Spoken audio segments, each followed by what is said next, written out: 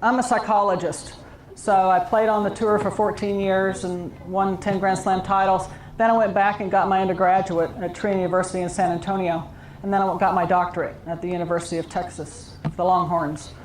And I'm in private practice in Dallas, but I also work at T-Bar-M Racket Club, and I do a lot of the mental coaching there. I work with children and I work with adults as well. And I'm also working with the SMU women's tennis team and one of the men as well at SMU.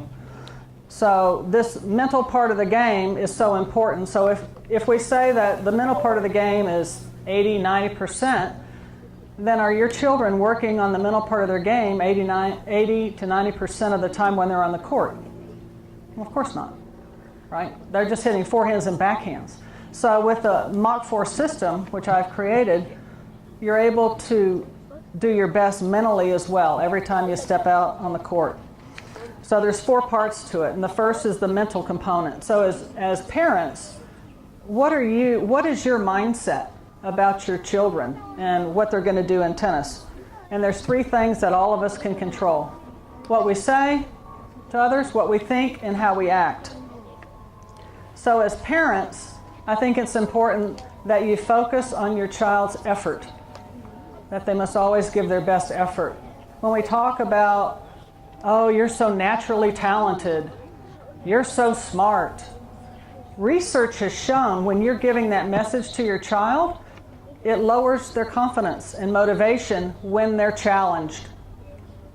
It may give them a temporary, oh, okay, feeling good, but when they're challenged, when the going gets tough, children who have been told, you're naturally gifted, they shy away.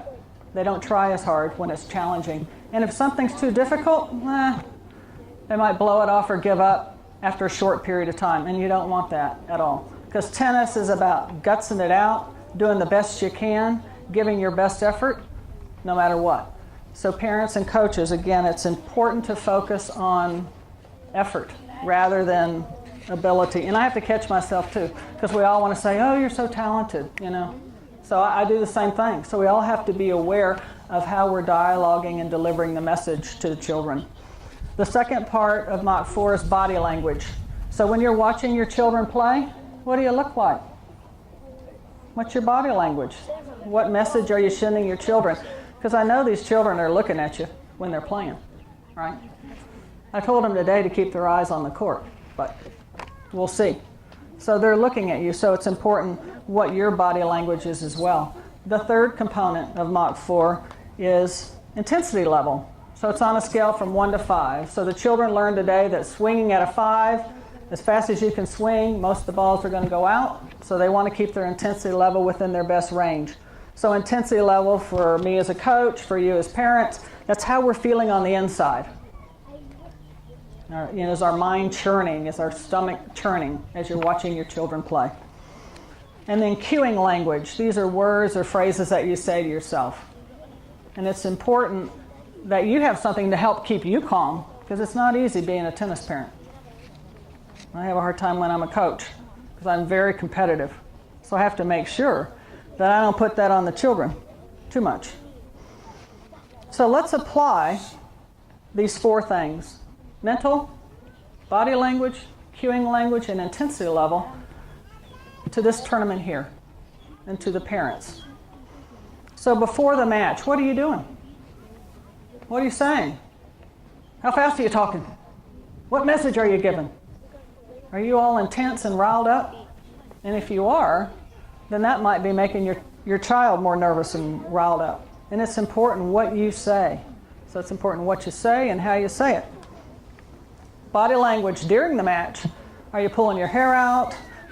Right? Are you hiding? Oh my gosh, they missed that again. That's the 10th time they've missed that. Do you walk away when they start losing? So what message is that sending your child? Right? If they look over, which they will, and you're pulling your hair out or grimacing or sitting up in your chair, that's not going to help them feel calm and confident. I remember my mother when I played at SMU for the Virginia Slims of Dallas. I could hear her gasping in the stands. I'm like, Mother, come on. I can hear you. And she used to say she's not competitive. I got news for you. I think that's where I get it from. So again, what's your intensity level when you're watching? I mean, you're constantly going to have to be telling yourself to sit back, settle down, stay calm. And are you talking a mile a minute to the person sitting next to you? Gibber, constant, right? And so that means you're nervous. So you got to kind of, parents too have to work on those things. So what are you doing after matches? I have what's called the 10-minute rule, and it's for parents and coaches and children. So when the match is over, everyone's got 10 minutes to not say anything to each other. Go get a drink, go rest, go to the restroom, whatever, and then you meet 10 minutes later so that you can kind of have yourself together before you discuss the match. Because I've seen a lot of parents and coaches, when the kid comes off the court, you made so many mistakes, how'd you do that, why'd you do that? It's just this constant thing. So you don't want your child to be, oh no, I got to talk to my mom after my match. You want to be able to keep your own emotions in control and what you're going to say to your kids before you do it. So it's about dialogue and delivery. Intensity level, how you're interacting, how fast you're talking, tone of voice, speed, all that kind of stuff after the match. All of that's important. So in closing, what you can do to help your children play their best more often is to praise them for effort, encourage them to have fun, to learn, to develop. This is a perfect age. This is what they should be focusing on, not winning and losing at this age. It should be doing the best they can, keeping their intensity level in the best range. Body language, cueing language, all of this. And then y'all be aware of what you say and how you act in your body language.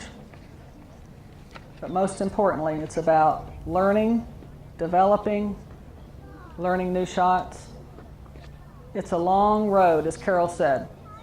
So you want to make sure that your children have the focus of learning rather than focusing on winning and losing, because they're focused on that enough. They don't need parents and coaches to be focused on that.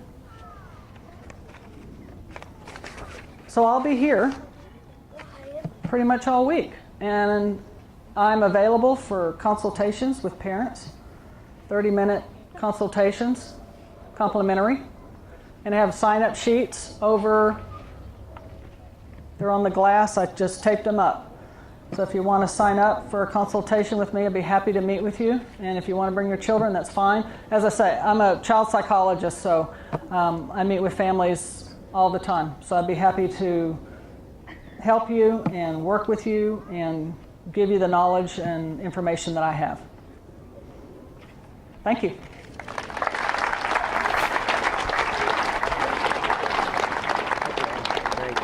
Great words. Thank you. Thank you. Thank you.